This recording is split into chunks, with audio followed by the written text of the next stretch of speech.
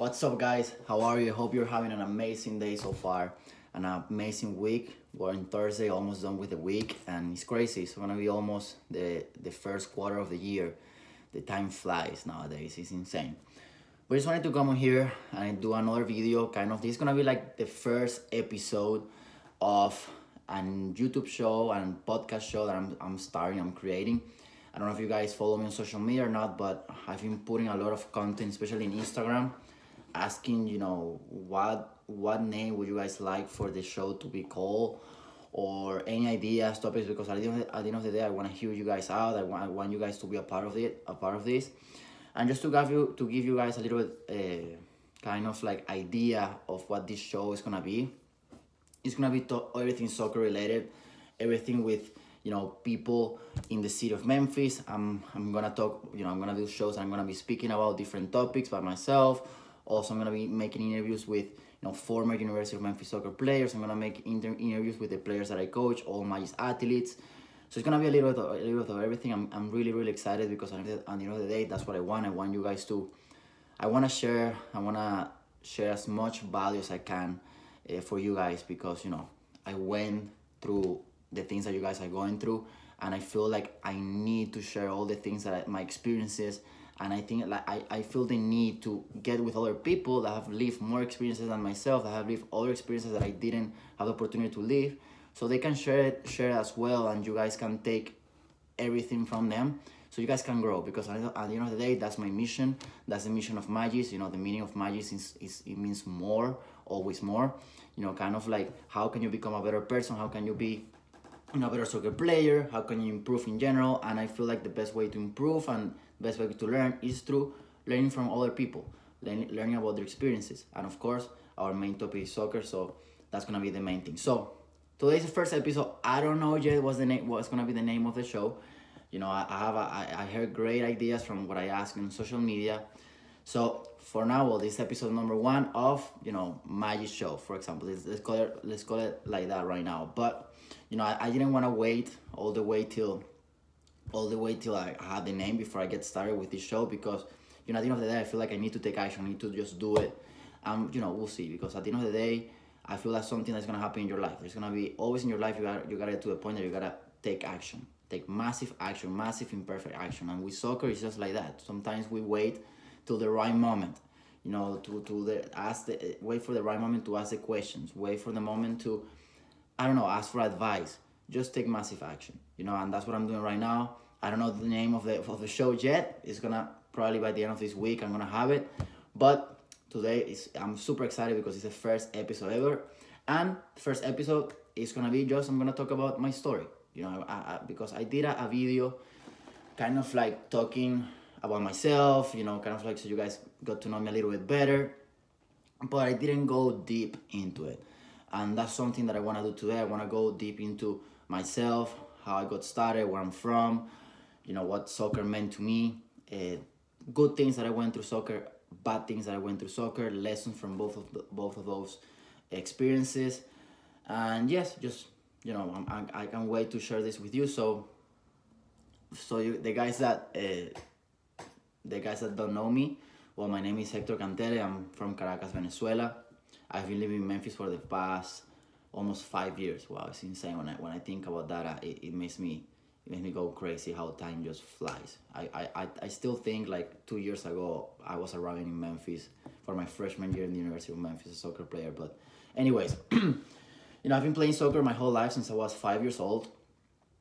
And it's funny story, when we were doing the trials for our first like competitive team in our school.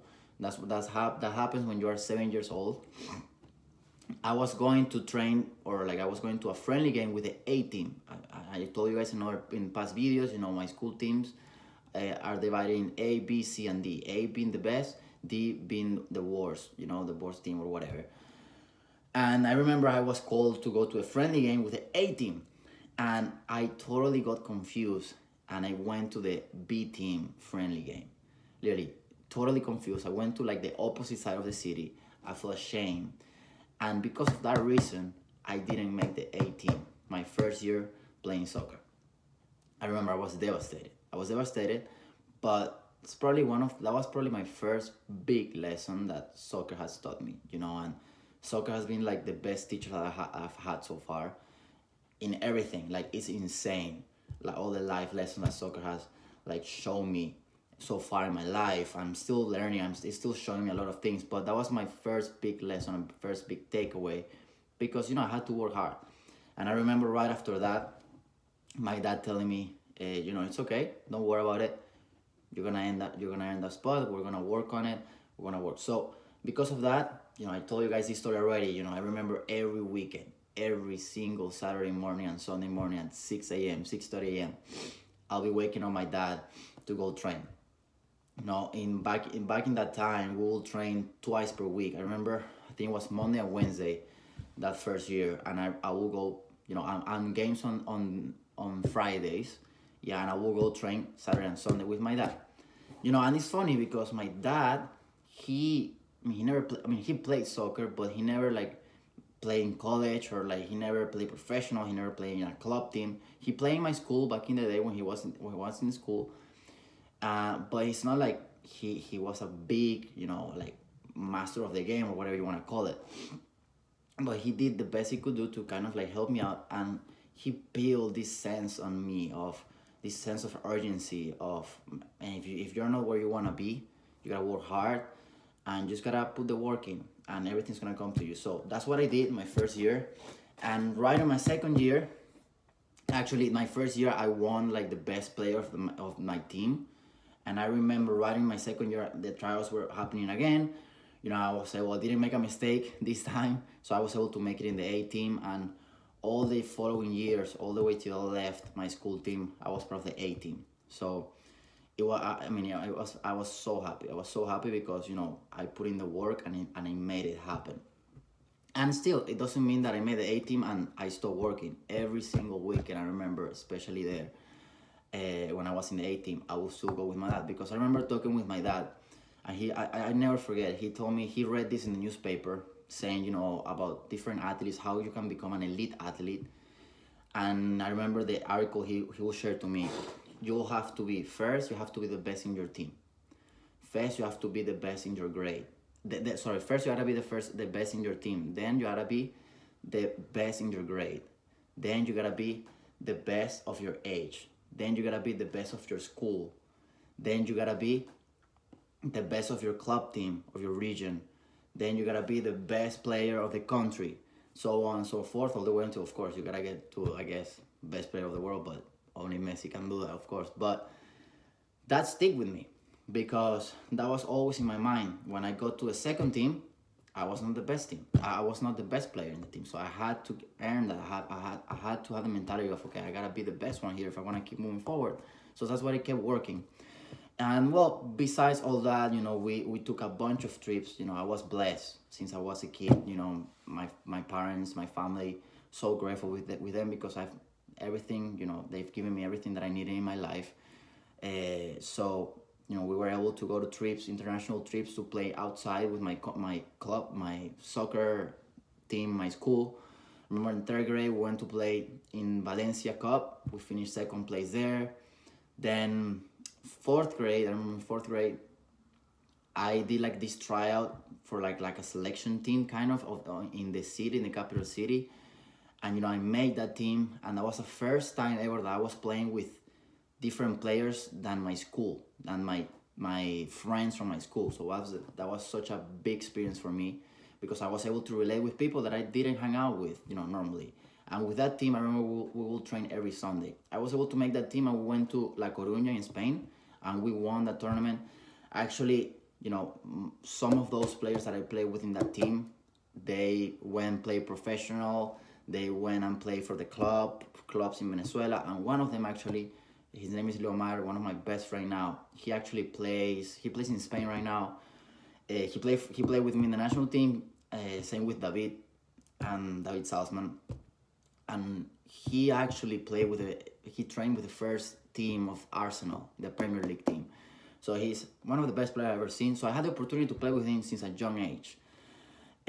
But yeah, that was my first international experience with another people than my school team and my friends from my school. So I think that's another lesson that soccer taught me, about, getting out of your comfort zone and getting to be around people that you don't hang out the most with, being around people that are not in your circle, because in my school we kind of were like in a bubble, to say something like that, and going to that team allowed me to get out of that bubble and really kind of like see the real world, and start kind of like playing with another level of players that are players that really want to take it seriously, that really want to go to the next level.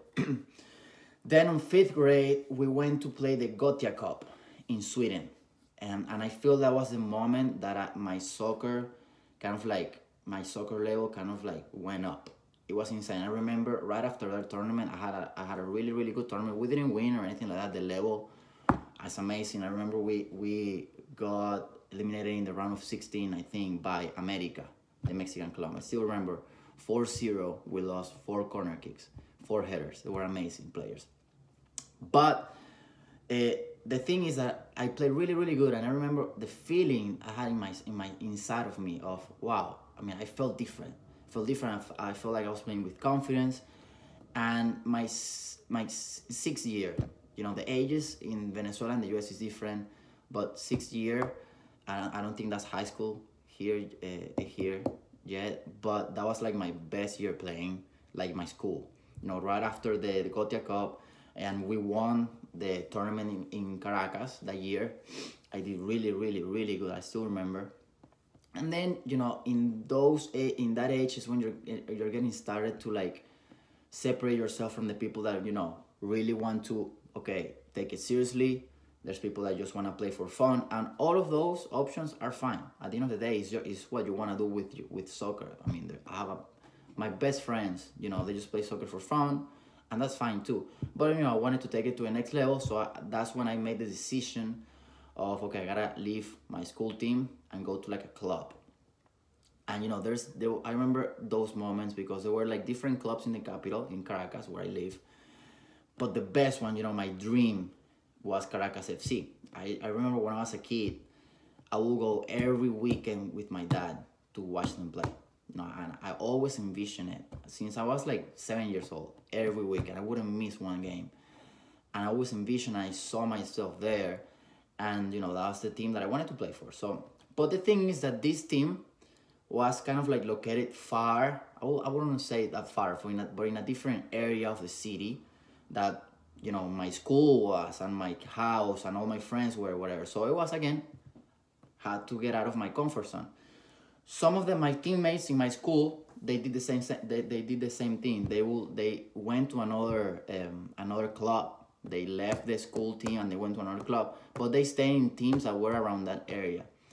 But the best one was Caracas FC. That's like the best one. That's like the most important team in Venezuela, the team with more titles. So I was like, I gotta go there. So again, that was such a great experience because, I had to take, that was the first time for me that I had to take the how you call this?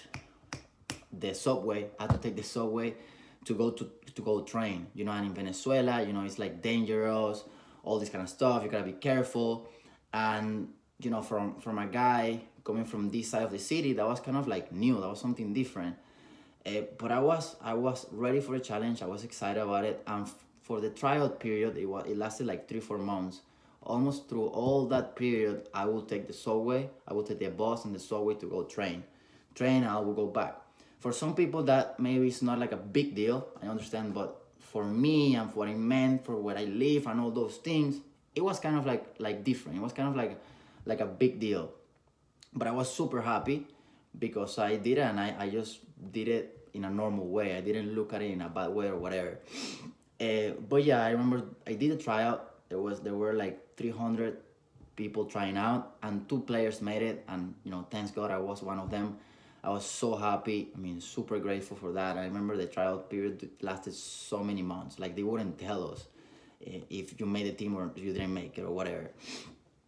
But I made the team. Super happy. Finally, my dream came true. I was part of the U16 team of Caracas FC, and I was playing.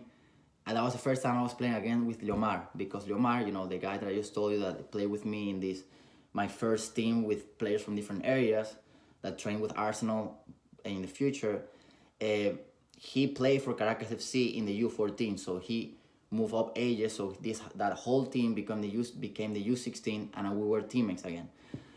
And well, that was again that's been the best team that I've ever had. That team, the U16.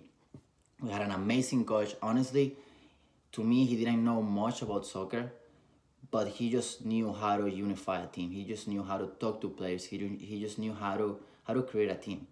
You know, unfortunately, he's not with us right now. He passed away like 4 or 5 years ago, but he was a great man. Probably one of the best coaches I ever had. I'm super grateful for him because he was the guy who allowed me or gave me the opportunity to play for Caracas FC. But yeah, I made the team. We had an amazing team. Well, one of the best players. I mean, one of them is playing the MLS right now. His name is Ronaldo Peña. He plays for Houston Dynamo. One of them is playing in Colombia. One of them is playing in the MLS right now too in Atlanta United. His name is Jose Hernandez. Or one is Leomar. He's playing in Spain. I mean, and many others. And some of them are playing professional in Venezuela. We had such a good team. It was such a great experience. And that year, we made it all the way to the final. We went to PKs, and I missed the last PK. Literally, I missed the last PK. It was awful. I never felt so down in my life. Never felt like that. So down in my life. And it was awful. It was an awful experience because I felt like because of me, we lost. You know, we had such a great season. We're gonna be national champions, U16, and you know, I missed the last PK. So just throwing that away because so you understand that it's okay to make mistakes. It's okay to miss shots. It's okay to miss PKs. It's okay. It's okay to make mistakes. Everybody makes mistakes, and it's gonna hurt when you do that. But those things are the things that make you grow in general in your life overall. But yeah, funny story. I missed the last PK, and I remember right after that game, they were doing the awards and all that. You know, we were second place, we were all mad, and I actually got the prize for the best forward of the country. So I was like, okay, I got this, but we didn't win. I was not happy at all. But you know, after everything passed and all that, I was like, wow, you know, the things that I talked with my dad, that I envisioned with my dad 7, 8 years ago, are little by little happening. When you start thinking about it, you know, I left my school team, then I went to the best club in Venezuela. Then, you know, I started in that team. I was the captain of that. I was one of the captains of that team, and then I won like the best forward of the country. So I was like, wow, it's crazy when you start visualizing and start seeing things and work towards your dreams and your goals. Little by little, things start happening. I didn't notice that until probably like 2 years ago when I started thinking about that. Like, wow, these things happen. And I remember like 10 years ago, more. I don't know how long ago. I will talk about those things with my dad. But anyways, just throwing that away for you, just throwing that there for you guys to think about. Then, right after that, I got invited actually to train with the first team of Caracas FC. I was 15, 16 years old. The reason was, you know, we had a great season, and in the tournament in Venezuela, they have this rule that is like a rule for young people to play. So it's like you must have a kid in the starting 11 and another kid in the bench. When I was 15, 16 years old, the age was, you know, you had to have a kid that was born in the year 96 in the starting 11 and another kid born year 96 in the bench. So thanks to all that and thanks to a good progress that I was having after my first year in Caracas FC, they invited me to a preseason of my first team. I was so scared. I couldn't believe it. I mean, I was playing with the people that 2, 3 years, 1 year ago, I was looking them in the stadium. You know, I was looking them at the TV. I was playing with my idols. And it's a funny story. I've never shared this with anybody. But we were doing I think it was the first training of the preseason or the first weeks. And, you know, kind of like in the pro teams, you know, all the players get around the coach. And then the coach comes to me, talks, and he's like, well, yeah, you know, the young kids, whatever. He starts talking. He's like, well, you, Cantele, that's my last name. They will call me Cantele by my last name. Cantele, what do you think about, you know, this opportunity right here? And, you know, I was very shy. I wouldn't talk to anybody. I was just shy because more than scared, I had like a lot of, like, so much respect for these people. I was like, okay, I can't talk. And he asked me that, and I literally didn't say a word. I was like, I didn't say a word. I feel so ashamed. They literally started laughing at me. And it didn't come out. It didn't come out of me. Like, the amount of respect that I had for those people. And, you know, I was like, I get scared. I get the words. I was scared. I didn't know it. I didn't say anything. So, whatever, you know, it was a funny story. Now I just laugh at that. But in that moment, I was like, I felt ashamed. But also, you know, I feel like what I learned from that is that every player has his own progress. You know what I mean? Like, it might take you, you know, one day to get comfortable in one position, but it might take you 1 year. It might take you 2 years. It might take you a month. So to me personally, it took me some time to get used to and comfortable as a 15-year-old to the pro level. At that age, it took me some time. I will say it took me like 3-4 months to get used to that, and then, you know, I became more comfortable, and actually my playing level increased because I was playing with confidence and I was playing in a comfortable, you know, my mind was okay, I was playing comfortable. But at the beginning it was tough getting used to that. And, you know, I had one of my Ronaldo Peña, my friend, he plays for Houston Dynamo. He was just ready. He was, you know, he got comfortable just like this. To me, it took me a while. You know, to me, it was like kind of impressed that I made the U16 team a year before, and the next year I was training with the first team. So it took me a while to get used to it. And actually, after that, I did the preseason. I was in for a while. They dropped me, and I played with the U18. I was so, like, not used to that feeling that I didn't even see that as a bad thing. I remember thinking, oh, I'm playing the U18. But I didn't see it as a bad thing. So I was playing with the U18, and, you know, that was a very, very special year. I'm super blessed and grateful for the coach. His name is Rolando Bello, because he kind of like made me kind of like the leader of that team. I don't know, it's weird to explain. And it was an awesome year. We had such a great group. We didn't win or anything. We made it, I think it was to quarterfinals. We lost against our biggest rivals. But he helped me a lot in the personal. Like, he made me look like a leader in the team, and he made me find my voice in that team, which I'm super grateful for that. Like, it made me grow as a soccer player and as a person big time. But yes, I remember in the U18 we were playing a friendly game against the first team. And I remember, you know, because I was playing comfortable, I was playing with confidence, because of this coach, that he was giving me all those things that made me feel, you know, like a leader and all these things. We were playing as the first team, and I remember we won that game. The U18, we beat the first team. I remember I scored, if I'm not mistaken, I think I scored 2 goals in the game. Right after that game, when we were stretching, the coaches of the first team came up to me and they were like, hey, why are you training with the U18? I'm like, well, because you guys told me to. And they were like, tomorrow, come train with us. So again, I'm telling you, this is my advice for you, this lesson from you guys. Everybody has their own progress. So because one guy, you know, is making his debut with Barcelona at 15 years old and killing it, doesn't mean that you're done playing. You know, and again, that's like the biggest extreme possible. But to me, you know, my first experience with the first team, it was kind of like a little bit tough to get used to it. But then, you know, I played against them. I played with confidence. I wasn't nervous.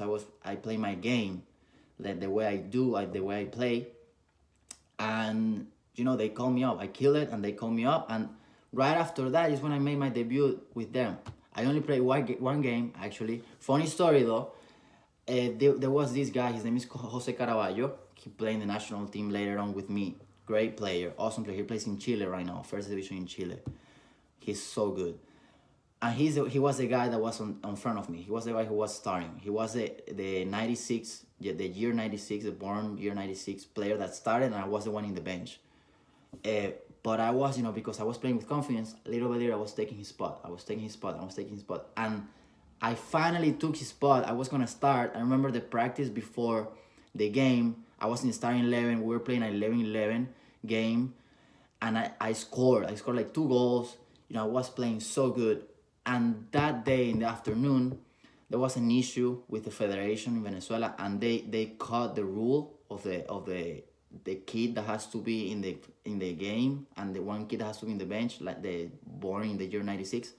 they took that rule out just for that game.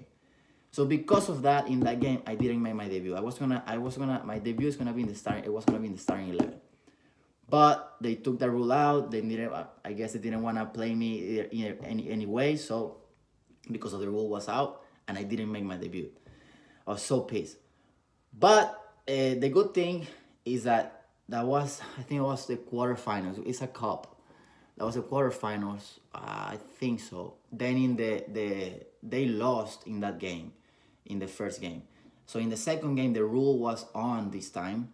And because we lost, what I believe is happening is that, they decided to play Jose Caraballo because, he had more experience than me. He made his debut already. So we were like, okay, they lost. So I think they were like scared of putting me that I never made my debut, which makes sense. But in that game, they saw me on. They saw me on, like, and the whole second half of the last 20 minutes, I made my debut. We lost a game in PKs. I didn't shoot a PK this time, so I didn't lose it. I didn't miss the PK. But funny story is I made my debut in professional soccer. It was only 20 minutes. That was the only game I played professional, but I did it. I did it. I made it happen. Doesn't matter if it was 20. It doesn't matter if it was 100 games. I made it happen. I'm grateful for that. I'm proud of that. Because a lot of things happen for that to happen. One of the things too is I didn't have an agent. I had an agent. So all the things that I did and that I've done, I never had an agent. Then after that, I kept playing with the U18.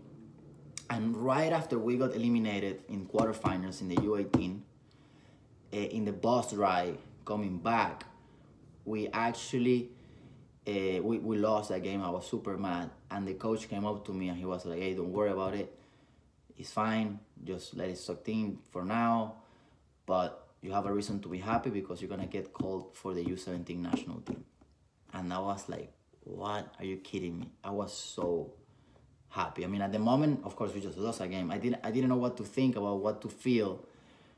But, all the work that I was putting in through all my life, with my dad since I was a kid, all the tournaments, being with people that, I was not used to be with them, being in teams that I was not used to be in another environment, and get to a team as a newbie and, kind of like showing up and being, okay, I gotta play, I'm gonna play. Taking the spots from the guys that came from the U14 to the U16. Though that team was like amazing. And, it was finally paying off. And the cool thing now is that, again, I didn't have an agent. It's just happened. And again, guys, just so you make sure, I'm not telling you all this to brag or anything about it. It's just because it's possible. You can make anything that you want in your life. Anything that you put your mind into, you can create, you can have. I'm literally telling you, you can have, do, or be anything that you want in your life. You just need to work hard. You need to work hard. You need to envision. You need to see yourself there. And it's going to come to you. Literally, it's going to come to you. I'm a true believer of that. It's just going to come to you. And at the end, it doesn't matter what people tell you at all. I mean, when I was in my school, we're going back now. When I was in my school team, when I was in the B team, I would be training always with a ball in my feet. And there were people in my school that would just tell me, "Oh, you think you're cocky, whatever." And I was like, cocky? I don't know what they think I'm cocky. I wouldn't say like bully or whatever, because I never felt like they're bully, but it was annoying me. And because of all those things, I always felt like I wanted to fit, because I didn't like people to talk bad about me. But you gotta don't hear anything. Just do your thing. Just keep working. Just within yourself why you're doing what you're doing. So this is kind of like a timeout. But if you have anybody that is bothering you or telling you anything, don't listen to them.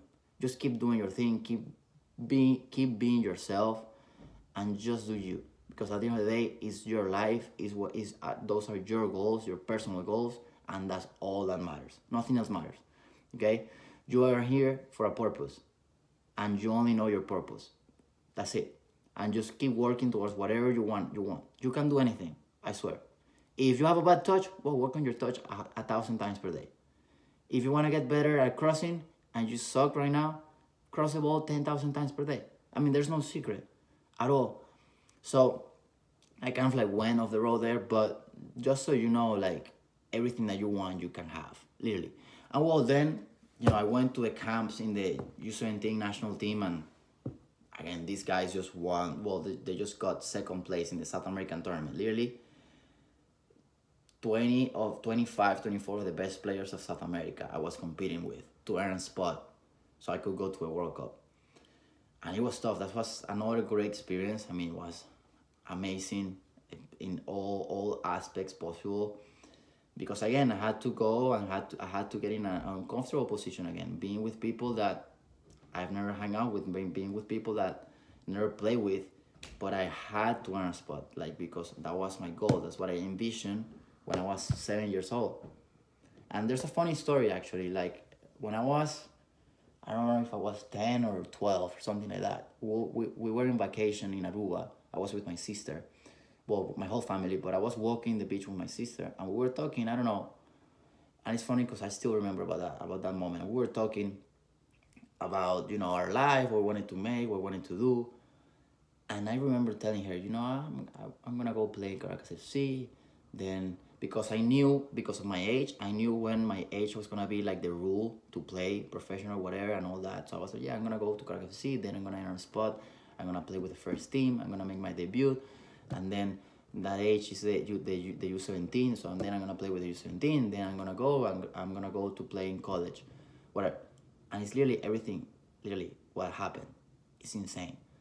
So again, envision it, it's possible. But yeah, I went to the camps with the U17. That was a long process. I mean, it was. So, I mean, so much. It was so much. It was a lot of stress. I actually got sick in the first camp. Got sick for like 3-4 days, for like 3 days, 2-3 days. There were some trains that I couldn't go. Imagine that feeling of you're the new guy, you're trying to run a spot and you get sick. And the good thing, well, not a good thing, but I was not the only one who got sick. So it was something that happened in the restaurant that we ate, or like the hotel. But, you know, it was tough because those guys that were within the team before, they knew them. But I was a new one, so literally every second mattered. Like literally every second. So that's when I told you guys that the past videos that I talked to you, every detail, every second matters. Everything that you do matters. If you are not playing your team, every second matters in your practice. Be there early. Be the last one leaving. When the coach talks, be there in front of him, looking at his eyes. When you're doing an exercise and it's not your turn, do something. Throw the ball, start juggling. Or do abs. I don't know. I used to, look, it's crazy. I used to, because the coach, my first coach in Caracas FC used to tell us, every time someone's not doing anything, you're not working, you gotta do something. I used to, literally, when I was waiting for my turn to do like a finishing drill, I used to do abs. I used to do push-ups. It sounds crazy, it sounds insane. But those were the things that allow me to get where I got, you know, like to do all these things that I was able to do. Those things, and maybe it's not because the push-ups like getting stronger. No, it's the shift that happens in your mind, of like, you know, I'm becoming better. That's that guy that I want to take his spot. He's not doing, and I'm becoming better. And I became, to be honest, an addict to that feeling. I became an addict of like, okay, I gotta do more than this guy. He has my spot. That's my spot. I gotta do more than him. And from push-ups and abs, it became, you know, touches on the ball, finishing drills, staying in the gym after, arriving 2 hours early. I used to arrive, if we had to be there in the camp, in the fields at 10 a.m., I used to arrive there at 9. Our game was at, let's say, 12. We had to be there at 10:30. I was there at 9:30. I was by myself. Well, my dad, of course, he will take me, but I was there early. I had to be the first one. And those things, you know, people see those things. So just make sure you're aware of that. You know, it might sound crazy. You don't have to. I mean, you don't have to do it if you don't want to. I mean, I'm just telling you my advice because that's what worked with me. Those little details work with me. But yes, then, you know, I was able to get a spot in the national team. I still remember the last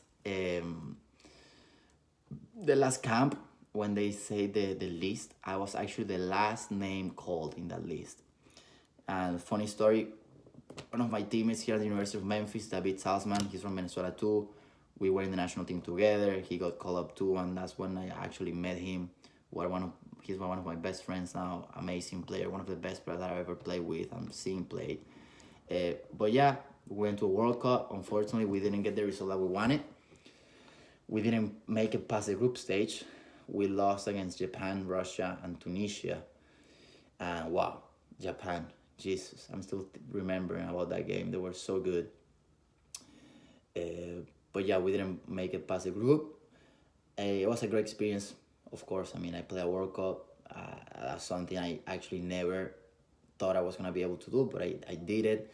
I played against Russia. I played against Russia 45 minutes, and I played against Japan like the last 5-10 minutes. The team that amazed me the most was Japan, of the teams that I would play against. I think Nigeria won that World Cup, if I'm not mistaken. I don't remember. But after that, then yes, I came back and kept playing with Caracas FC, with the U20s, and then I was getting ready to move to my college. You know, I always thought about that, about going to college, get my degree, whatever, and the University of Memphis, thanks to Juan Guerra. He was a professional player. He played in Caracas FC. He did his college as well in FIU. He was the person who put me in contact with the University of Memphis. He helped me out. And, you know, I was able to earn a full ride to come to the University of Memphis. And, wow, awesome 4 years. Great experiences, bad experiences too, I'm not going to lie. My freshman year was amazing. I was playing my best. I was starting. I was a goal scorer for the team. Great things happened my freshman year. The team was amazing. We were like a family. There was like this culture thing with the team and with the city. It was an amazing experience. But then, you know, the 3 years left, it was different. I felt like the team became a little bit different players, a lot of transfers, a lot of people leaving the team. No, it was not easy. It was different compared to my experience in Venezuela. And also, you know, I had injuries. That was my first time I was really, really bad, like injury-wise. I couldn't play for like a year or something like that overall. I was playing with pain. And it was tough moments. That's when I'm going to tell you guys I was able to see the other face of soccer. Because everybody talks about winning championships and scoring goals and playing pro and playing a World Cup, just like what I just did. But I had to go through the bad moments too.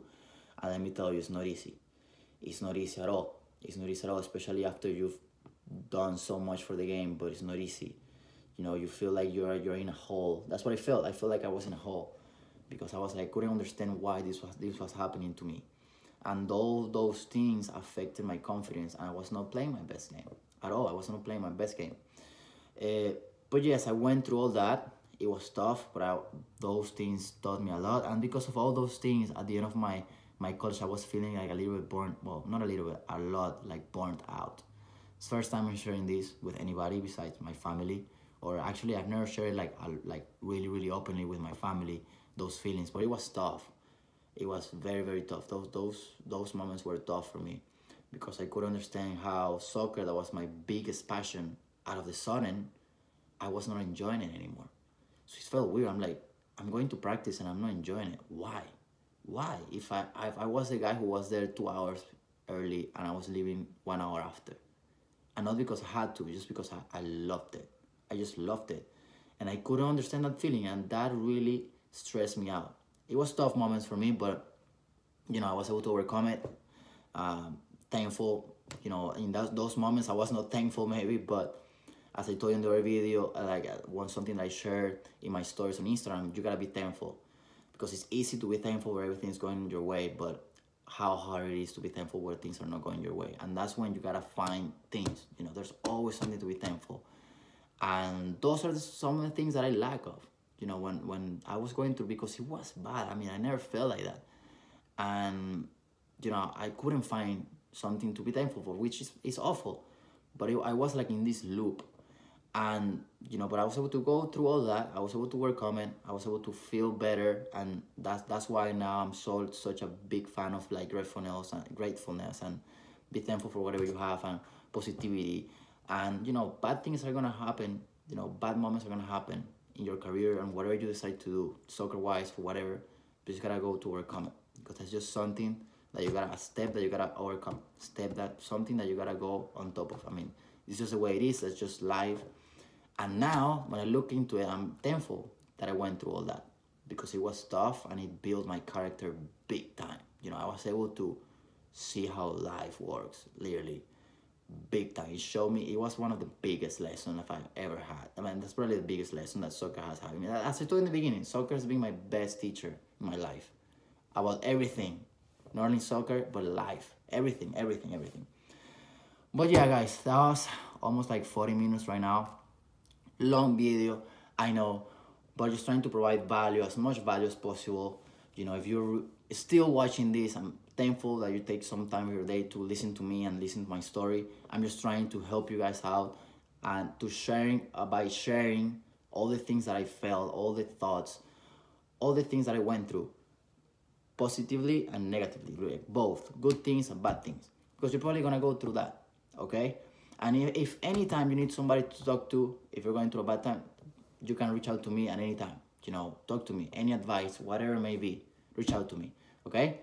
So again, thank you guys for your time, you know, and well, we'll keep training people, we'll keep providing as much value as possible. You know, I'm excited for the things that are gonna come in MAGIS.